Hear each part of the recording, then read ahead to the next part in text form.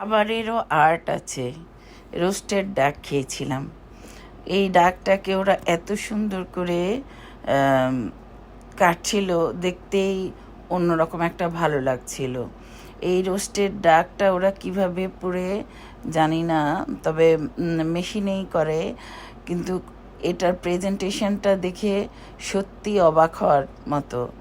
এত সুন্দর করে খাবারটাকে প্রেজেন্টেশন করছিল, দেখে অনেক ভাল লাগছিল। তাই তোমাদের সাথে শেয়ার করলাম, না করে পারলাম না। এত পাতলা পাতলা করে কেটে সুন্দর করে প্লেটে ডেকোরেশন করছিল এই হাঁসটাকে, রোস্টেড ডাকটাকে করে তারপর আমাদেরকে খেতে দিয়েছিল।